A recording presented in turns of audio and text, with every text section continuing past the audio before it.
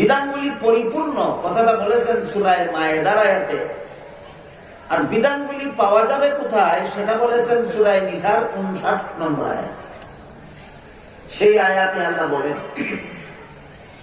ইয়া আইয়ুহাল্লাযীনা আমানু আতিউল্লাহ ওয়া আতিউর রাসূল ওয়া উলিল আমরি মিনকুম فَإِن تَنَازَعْتُمْ فِي شَيْءٍ فَرُدُّوهُ إِلَى اللَّهِ وَالرَّسُولِ। এটা হলো আয়াত। সামনের কথাগুলি বোঝার জন্য একটা জরুরি পূর্ব কথা আমরা মনে রাখি। কোরআনের ভাষ্যগুলিকে কোরআনের আয়াত বলা হয়। এর ট্রান্সলেশন ভাষান্তরকে কোরআনের অনুবাদ বা তর্জমা বলা হয়। যেখানে অনুবাদের দ্বারা মর্ম বুঝে আসে না সেখানে ব্যাখ্যার দরকার হয়। কোরআনের যে আয়াতের মর্ম ব্যাখ্যার দ্বারা বুঝতে হয় সেই ব্যাখ্যাকে কোরআনের তাফসীর বলা হয়। এখানে তিনটি জিনিস, একটি হলো কোরআনের ভাষ্য, আরেকটি হলো তার ট্রান্সলেশন বা অনুবাদ, আরেকটি হলো তার ব্যাখ্যা বা তাফসীর। কটা জিনিস? আগে একটা উদাহরণ দিচ্ছি, দেখুন। কোরআনের বিভিন্ন আয়াতে আল্লাহ বলেছেন আকিমুস সালাহ। আকিমুস সালাহ হলো কোরআনের ভাষ্য। এর বাংলা অর্থ হলো নামাজ প্রতিষ্ঠা করা। নামাজ প্রতিষ্ঠা করা। নামাজ পড়ো বলা হয়নি, বলা হয়েছে প্রতিষ্ঠা করা। নামাজ কিভাবে প্রতিষ্ঠা হবে এটা ব্যাখ্যা ছাড়া বোঝার উপায় নেই। এই জন্য মুফাসসিরিন কেরাম তাফসীরের কিতাবে উল্লেখ করে দিয়েছেন নামাজ প্রতিষ্ঠা করার ব্যাখ্যা হলো আল্লাহর বিধান মতো, নবীর তরিকা মতো নামাজ পড়া। কটা জিনিস? একটা হলো আকিমুস সালাহ কোরআনের আয়াত, আরেকটা হলো নামাজ প্রতিষ্ঠা করো তার অনুবাদ, আরেকটা হলো আল্লাহর বিধান মতো, নবীর তরিকা মতো নামাজ পড়ো। এটা কি? এটা আয়াতের তাফসীর বা ব্যাখ্যা। তিনটা জিনিস কি পৃথক পৃথক ভাবে আপনারা বুঝতে পারলেন? বুঝে থাকে বলুন তো। আকিমুস সালাহ এটা কি? নামাজ প্রতিষ্ঠা করা এটা কি? আর আল্লাহর বিধান মতো, নবীর তরিকা মতো নামাজ পড়ো এটা কি? তিন কথা ক্লিয়ার হলো। একটা আয়াত, একটা অর্থ, একটা ব্যাখ্যা। একটা আয়াত, একটা অর্থ, একটা ব্যাখ্যা। মনে রাখুন। তারপর সূরা নিসার 59 নম্বর আয়াতের কথা শুনুন। সূরা নিসার 59 নম্বর আয়াত হলো আল্লাহ বলেন, ইয়া আইয়ুহাল্লাযীনা আমানু আতিউল্লাহ ওয়া আতিউর রাসূল ওয়া উলিল আমরি মিনকুম فَإِن تَنَازَعْتُمْ فِي شَيْءٍ فَرُدُّوهُ إِلَى اللَّهِ وَالرَّسُولِ। এই যে পড়লাম এটা কি? এর অর্থ হলো আল্লাহ বলেন, হে ঈমানদারগণ, তোমরা আনুগত্য করো আল্লাহ আর আনুগত্য করো রাসূলের, আর আনুগত্য করো তোমাদের সমাধানদাতাগণের। আর যদি কোন বিষয়ে তোমাদের মধ্যে মত পার্থক্য হয় তাহলে সেই বিষয়ের সমাধানের জন্য আল্লাহ এবং আল্লাহর রাসূলের প্রতি প্রত্যাবর্তন করো। বলুন তো, এই যে বললাম এটা কি? এটা হলো অর্থ। কিন্তু আল্লাহর আনুগত্য কিভাবে হয় এটা ব্যাখ্যা ছাড়া বুঝে আসবে না। রাসূলের আনুগত্য কিভাবে হয় এটাও ব্যাখ্যা ছাড়া বুঝে আসবে না। আমাদের সমাধানদাতারা কারা, তাদের আনুগত্য কিভাবে হয় সেটাও ব্যাখ্যা ছাড়া বুঝে আসবে না। মতবিরোধের ক্ষেত্রে আল্লাহ এবং রাসূলের দিকে প্রত্যাবর্তন এর কথাটাও ব্যাখ্যা ছাড়া বুঝে আসবে।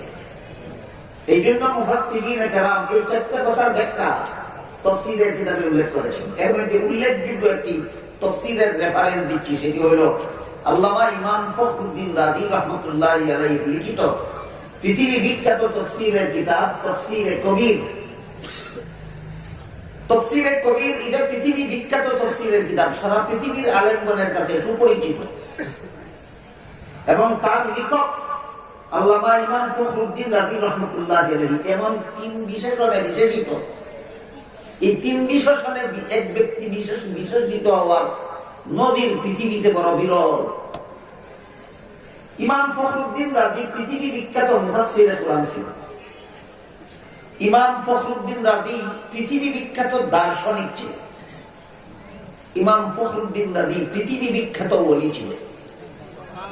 একটা ব্যক্তি পৃথিবী বিখ্যাত মুফাসসির হবে, পৃথিবী বিখ্যাত দার্শনিক হবে, পৃথিবী বিখ্যাত ওলি হবে, এমন ব্যক্তিত্ব দুনিয়াতে বড় বিরল। বুঝে থাকলে বলুন কত বড় অযোগ্য লোকটার লেখা তাফসীরে কবির, না অনেক বড় সুযোগ্য, অনেক বড় সুযোগ্য।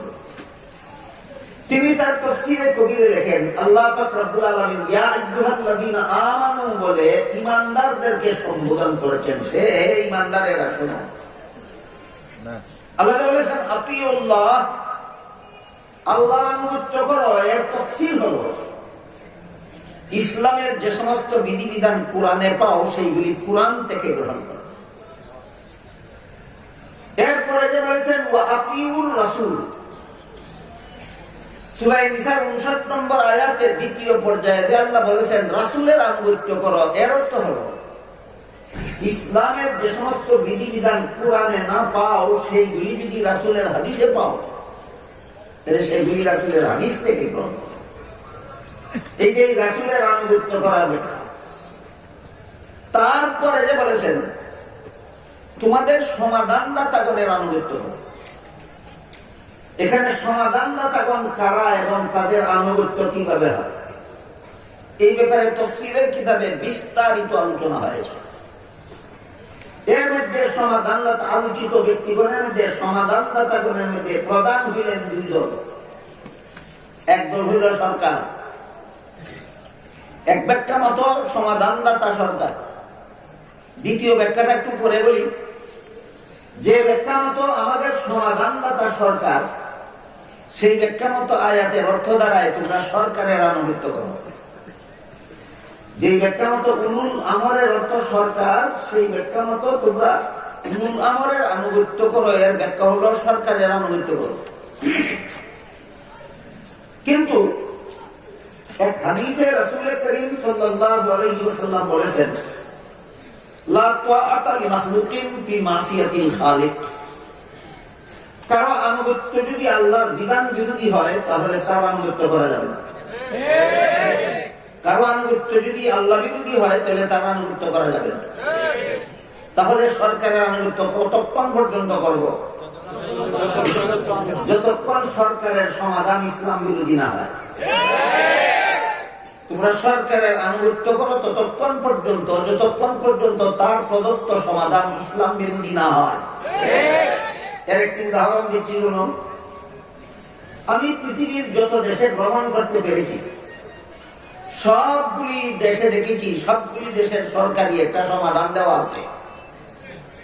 যানজট নিরসন এবং দুর্ঘটনা সংরক্ষণের, দুর্ঘটনা নিরসনের একটা সমাধান, সেটা হলো ট্রাফিক সিগন্যাল লাইট।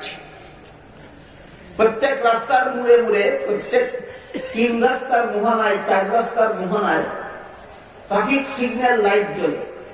বাংলাদেশেও আছে। লাল বাতি জ্বললে গাড়িগুলি থামতে হবে, সবুজ বাতি জ্বললে গাড়ি চলতে হবে। বলুন এই আইন কি সরকারি আইন শুধু পৃথিবীর অন্যান্য দেশে না বাংলাদেশেও? বাংলাদেশে। তবে বাংলাদেশের বিভিন্ন আইন অন্যান্য দেশের মতো যথাযথভাবে পালিত হয় না, যথেষ্ট পরিমাণ শিথিলতা পাওয়া যায়। এই মর্মে একটা গল্প, জনশ্রুত একটা গল্প আছে। ট্রাফিক সিগন্যাল লাইট জ্বলতেছিল লাল, তারপর ড্রাইভার তার গাড়ি চালিয়ে চলে গেছে। পুলিশ গাড়ি ঠেকালো, থামালো, ড্রাইভারকে জিজ্ঞাসা করলো লাল বাতি জ্বলে তুমি গাড়ি চালাইলা কেন? লাল বাতিতে জ্বলে এটা কি তুমি দেখো? ড্রাইভার জবাব দেয় লাল বাতি জ্বলে সেটা দেখেছিলাম, কিন্তু এটা লঙ্ঘন করলে যে পুলিশে ধরবে, পুলিশও যে বসা আছে ওইটা দেখি নেই। রেড লাইট দেখেছিল, পুলিশ যে বসা আছে না মানলে যে ধরবে ওইটা দেখে নেই। ড্রাইভারের অবস্থা বুঝে থাকতে বলুন, বাংলাদেশের সরকারি আইন যথাযথভাবে পালিত হয় না, মাঝে মধ্যে যথেষ্ট পরিমাণ শিথিলতা পাওয়া যায়। এই শিথিলতার মূলে যত অনিষ্ট, এর মধ্যে একটা হলো সড়ক দুর্ঘটনা। এই শিথিলতার পরিণামে যত অনিষ্ট হয় সমাজ, এর একটা মাত্র সড়ক দুর্ঘটনা। প্রত্যেক দিনের পত্রিকায় পাওয়া যায়, সড়কে এতজনের প্রাণ গেল, সড়কে ততজনের প্রাণ গেল। এই যে সরকারি একটা আইন, লাল বাতি জ্বললে গাড়ি থামবে আর সবুজ বাতি জ্বললে গাড়ি চলবে, এই আইনটা কি আল্লাহ বিরোধী? এটা কি ইসলাম বিরোধী? এটা কি কোরআন বিরোধী? এটা কি হাদিস বিরোধী? না মানুষকে দুর্ঘটনার কবল থেকে বাঁচাবার ব্যবস্থা। একদিকে জনকল্যাণমূলক, অপরদিকে ইসলাম বিরোধী নয়। সুতরাং এমন সরকার যদি অমুসলিম হয়, তবু আল্লাহ বলেন ওয়াকুলিল আমরি মিনকুম, এই সরকারের সমাধানগুলি তোমরা মেনে নিতে হবে। যেই দেশের সরকার অমুসলিম, সেই দেশেও তো সরকারি আইন, লাল বাতি জ্বললে গাড়ি থামবে, সবুজ বাতি জ্বললে গাড়ি চলবে। ওই দেশের অমুসলিম সরকারের এই বিধানের আনুগত্য মুসলমান জনগণ করবে না, করতে হবে। কেন? এটা আল্লাহর হুকুম। কেন? আল্লাহর হুকুম। আল্লাহ বলেন ওয়াকুলিল আমরি মিনকুম, আল্লাহর আনুগত্য করো, রাসূলের আনুগত্য করো, আর সমাধানদাতাগণের আনুগত্য করো। সমাধানদাতার এক ব্যাখ্যা সরকার। এই পর্যন্ত কি আপনাদেরকে বুঝাতে পারলাম? সমাধানদাতাগণের দ্বিতীয় ব্যাখ্যা। এতক্ষণ যে সমাধানদাতাগণের এক ব্যাখ্যা সরকার বলা হলো, এই সরকারের আনুগত্য করতে হয় সাংসারিক ব্যাপারে। সাংসারিক ব্যাপারে যদি সরকার এমন কোন সমাধান দেয় যে সমাধান ইসলাম বিরোধী নয় বরং জনকল্যাণমূলক হয়, তাহলে এমন সরকার সাংসারিক ব্যাপারে সরকারি সমাধান মেনে নিতে হবে সমস্ত মুসলমান জনগণকে। আর সমাধানদাতাগণের 2 নম্বর ব্যাখ্যা। 2 নম্বর ব্যাখ্যা বোঝার জন্য আরো কিছু পূর্ব কথা আমাদের মনে থাকতে হবে। সেটা হল এমন কোন উদ্ভূত নূতন সমস্যা, নূতন যুগের নূতন সমস্যা, যার সরাসরি সমাধান কোরআনে খুঁজে পাওয়া যায় না, যার সমাধান সরাসরি হাদিসেও খুঁজে পাওয়া যায় না, এমন নূতন উদ্ভূত সমস্যার সমাধান কোরআন হাদিসের আলোকে গবেষণা করে বের করার জন্য আল্লাহ সূরা নিসার 83 নম্বর আয়াতে একদল মানুষের হাতে দায়িত্ব দিয়েছে। কথা যদি কেউ সঠিকভাবে বুঝতে না পেরে থাকেন, আবার বলছি, আজানে মাইকের ব্যবহার জায়েজ কিনা জায়েজ না, একামতে মাইকের ব্যবহার জায়েজ কিনা, নামাজে মাইকের ব্যবহার জায়েজ কিনা, এই প্রশ্নের জবাব কোরআনের কোন আয়াতেও পাওয়া যায় না, রাসূলের কোন হাদিসেও। এমন কোন নব উদ্ভূত সমস্যা যেহেতু কোরআনেও সমাধান পাওয়া যায় না, হাদিসেও সমাধান পাওয়া যায় না, অথচ আল্লাহ বলে দিয়েছেন ইসলামী সমাধান মানব জীবনের, ইসলামের বিধিবিধান মানব জীবনের সব সমস্যার সমাধান। মনে আছে কথা? ইসলামের বিধিবিধান মানব জীবনের সব সমস্যার সমাধান। নামাজে মাইকের ব্যবহার জায়েজ কিনা এটা একটা সমস্যা, কোরআনেও সমাধান পেলাম না, হাদিসেও সমাধান পেলাম না, তাহলে এখন সমাধানের জন্য যাবো কোথায়? এই প্রশ্নের জবাব দিয়েছেন আল্লাহ সূরা নিসার 83 নম্বর আয়াতে। যে নব উদ্ভূত সমস্যার সমাধান কোরআনেও পেলাম না, হাদিসেও পেলাম না, সেই সমস্যার সমাধানের জন্য যাবো কোথায়? এই প্রশ্নের জবাব দিয়েছেন আল্লাহ কোন সূরার কত নম্বর আয়াতে? সূরা নিসার 83 নম্বর। সেখানে আল্লাহ বলে দিয়েছেন একদল মানুষের হাতে আমি দায়িত্ব দিয়েছি কোরআন হাদিসের আলোকে গবেষণা করে সমাধান বের করার জন্য। একদল মানুষের হাতে আল্লাহ দায়িত্ব দিয়েছেন মন গড়া ভাবে সমাধান বের করার জন্য, না কোরআন হাদিসের আলোকে গবেষণার মাধ্যমে। যাদের হাতে দায়িত্ব দেওয়া হয়েছে তাদেরকে ইসলামের পরিভাষায় মুস্তাহিদ, এক বচনে, বহু বচনে মুস্তাহিদিন বলা হয়। তাদের গবেষণাকে ইসলামের পরিভাষায় ইজতিহাদ বলা হয়। তাদের গবেষণা যেহেতু মন গড়া নয়, একটা নীতিমালার অধীনে, তাই তাদের গবেষণার নীতিমালাকে ইসলামের পরিভাষায় কিয়াস বলা হয়। এভাবে তারা গবেষণা করে যে সমাধান বের করবেন, এই বের করাটাকে ইসলামের পরিভাষায় ইস্তেমবাত বলা হয়। মুস্তাহিদ, ইজতিহাদ, কিয়াস, ইস্তেমবাত, এই কথাগুলি যেহেতু ইসলামী পরিভাষা, এই জন্য ইসলামী ভাষায় আরবি ভাষায় বলা হয়েছে। এই জন্য যারা আরবি ভাষা নিয়ে লেখাপড়া করেননি তাদের হয়তো কিছুটা বুঝতে কঠিন হতে পারে। এজন্য আমি যারা আরবি ভাষা নিয়ে লেখাপড়া করেননি তাদেরকে একটি সান্ত্বনা দিতে চাই, আর যারা লেখাপড়া করেছেন তাদের একটু গভীর দৃষ্টি আকর্ষণ করতে চাই। আপনারা যারা আরবি ভাষা নিয়ে লেখাপড়া করেননি, যারা মুস্তাহিদ অর্থ বুঝেন না, ইজতিহাদ অর্থ বুঝেন না, যারা কিয়াস অর্থ বুঝেন না, ইস্তেমবাত অর্থ বুঝেন না, আপনারা এগুলি না বুঝলে কোনো অসুবিধা নেই, না বুঝলে কোনো অসুবিধা নেই। কিন্তু আলেমগণ যেহেতু বুঝেন, এই জন্য উলামায়ে কেরামের খেদমতে করজোড়ে আবেদন করতে চাই যে আপনারা মেহেরবানি করে একটু দৃষ্টি আকর্ষণ করুন। সূরা নিসার ৮৩ নম্বর আয়াতে যে আল্লাহ দায়িত্ব দিয়েছেন, কথার কথা নামাজে মাইকের ব্যবহার জায়েজ কিনা এটা তোমরা কোরআন হাদিসের আলোকে গবেষণা করে বের করো। যাদের হাতে দায়িত্ব দিয়েছেন, এবার উলামায়ে কেরাম যদি দয়া করে বলেন যাদেরকে দায়িত্ব দিয়েছেন তাদের উপাধি কি? মুস্তাহিদ। তারা যে গবেষণা করবেন গবেষণাটার নাম কি? গবেষণা মন গড়া ভাবে করবেন না, কোন নীতিমালার আলোকে। সেই নীতিমালাটার নাম কি? এইভাবে সমাধান বের করাকে ইসলামের পরিভাষায় কি বলা হয়? আগেই বলেছি, যারা আরবি ভাষা নিয়ে লেখাপড়া করেননি আপনাদের বোঝার দরকার নাই, না বুঝলে কোনো ক্ষতি নেই। কিন্তু উলামায়ে কেরাম এই চারটা কথা মনে রাখলে সামনের কথাগুলি বোঝা আপনাদের সকলের জন্য ইনশাআল্লাহ সহজ হবে। উদ্ভূত কোন নতুন সমস্যার সমাধান এই মুস্তাহিদগণ কোরআন হাদিসের আলোকে গবেষণা করে বের করতে গিয়ে যদি ঐক্যবদ্ধ সমাধান বের করে, সব মুস্তাহিদে একই সমাধান যদি বের করে দিতে পারে, তাহলে এইটাকে রাসূলের ভাষায় উম্মতের ইজমা বলা হয়। এই মর্মে হাদিস শরীফে রাসূল বলেন, ইন্নাল্লাহা লা ইয়াজমাল উম্মতি আও ক্বালা উম্মাতা মুহাম্মাদিন সাল্লাল্লাহু আলাইহি ওয়াসাল্লাম আলা দালালাতিন আবাদা। এর মর্ম হলো রাসূল বলেন, ভবিষ্যতে নব উদ্ভূত সমস্যার সমাধান যদি সমস্ত মুস্তাহিদগণ ঐক্যবদ্ধভাবে বের করতে পারেন, তাহলে ভবিষ্যতে তাদের উদ্ভাবিত সমাধানটাই আল্লাহর কাছে শতকরা 100% নির্ভুল ইসলামী বিধান বলে গণ্য হবে।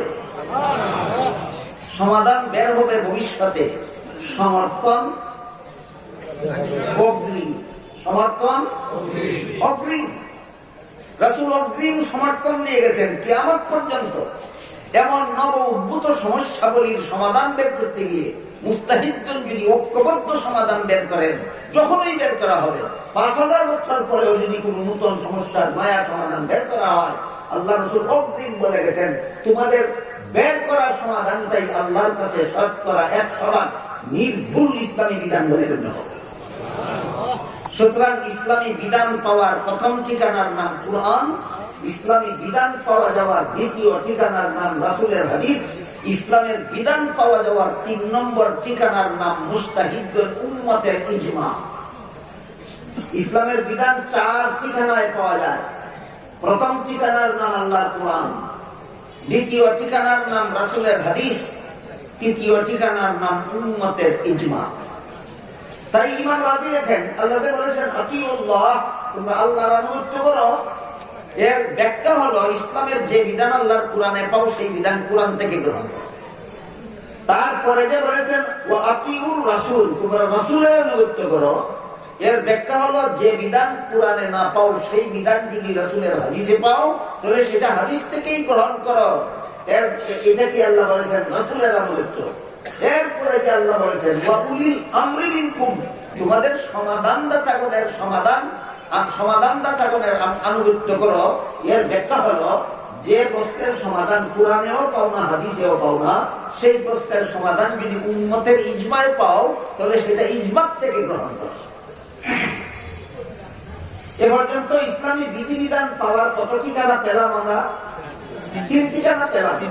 একটা হলো আল্লাহর কোরআন, দ্বিতীয়টা হলো রাসূলের হাদিস, তৃতীয়টা হলো উম্মতের ইজমা, তৃতীয়টা হলো উম্মতের ইজমা। এবার আপনারা যদি ধৈর্যের সাথে শোনেন তাহলে আমি এই তিনটি উদাহরণ দেব। যেসব বিধান ইসলামের যেসব বিধান সরাসরি কোরআন থেকে পেলাম এর একটি উদাহরণ, যেসব বিধান রাসূলের হাদিস থেকে পেলাম এর একটি উদাহরণ, আর যেসব বিধান উম্মতের ইজমাত থেকে পেলাম তার কয়েকটি উদাহরণ। আমি আশা করি আপনারা সকলেই জানেন ইসলামের বিধান মতে রমজান মাসে রোজা রাখা ফরজ। দেখি আজকে নতুন শুনলেন না? সব মুসলমানের জানা থাকার কথা। ইসলামের বিধান মতে রমজান মাসে রোজা রাখা ফরজ। ইসলামের এই বিধানটা আল্লাহ সরাসরি কোরআনে বলে দিয়েছে। আল্লাহ বলেন শাহরুর রমাদান আল্লাযী উনজিলা ফীহিল কুরআন হুদাল লিন-নাসি ওয়া বায়্যিনাতিন মিনাল হুদা ওয়াল ফুরকান ফামান শাহিদা মিনকুমুশ শাহরা ফালইয়াসুমহু। যেই রমজানে উপনীত হবে তার জন্যই রোজা রাখা ফরজ। সুতরাং রমজান মাসে রোজা রাখা ফরজ। এই যে ইসলামের একটা বিধান, বুঝে থাকতে বলুন পেলাম কোথায়? কিন্তু রমজানে কতদিন রোজা রাখা ফরজ এটা কোরআনে উল্লেখ নেই। এই ব্যাপারে কোরআন অস্পষ্ট একটা কথা বলেছে। কোরআন বলে আইয়ামাম মাদুদাত, গোনা বাঁচা কয়েকদিন। বলুন তো গোনা বাঁচা কয়েকদিন বলতে কি সুনির্দিষ্ট কোন সংখ্যা বোঝায়? বোঝায় না। তাইলে কতদিন রোজা রাখবো রমজান মাসে এই প্রশ্নের জবাব কোরআনে নাই। তাই হাদিস শরীফে রাসূল বলে দিয়েছেন যেই বছর রমজান মাসের 29 তারিখ বিকাল বেলা ঈদের চাঁদ দেখা যাবে সেই বছর 29 দিন রোজা রাখা ফরজ হবে।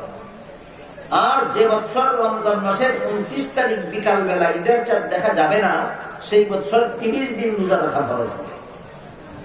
কোন রমজানে 29 রোজা ফরজ আর কোন রমজানে 30 দিন রোজা থাকা ফরজ? এই প্রশ্নের জবাব পেলাম কোথায়? রাসূলের হাদিসে। তাই আল্লাহ বলেন ওয়াতিউর রাসূল। যে বিধান কোরআনে না পাও সেই বিধান যদি রাসূলের হাদিসে পাও তাহলে সেটা হাদিস থেকে গ্রহণ করো। এরপরে আল্লাহ বলেন ওয়াউলিল আমরি মিনকুম, তোমাদের সমাধানদাতাগণের আনুগত্য করো। এই সমাধানদাতাগণের ব্যাখ্যা তাফসীরে কবিরে লেখা আছে উম্মতের ইজমা। যদি কোরআনেও পাও না হাদিসেও পাও না তাহলে উম্মতের ইজমায় খুঁজো এই সমস্যার সমাধান। সামনের কথাগুলি আরো পরিষ্কার ভাবে বোঝার জন্য এখানে আরেকটা পূর্ব কথা আমাদের সকলের মনে রাখতে হবে। সেটা হলো উম্মতের ইজমার স্তর আছে তিনটা। সাহাবায়ে কেরামের ইজমা, মাযহাবের ইমামগণের ইজমা, যুগ শ্রেষ্ঠ আলেমগণের ইজমা। বলুন উম্মতের ঐক্যবদ্ধ সমাধানের স্তর কটা? সাহাবাগণের, মুজতাহিদ ইমামগণের আর যুগ শ্রেষ্ঠ আলেমগণের।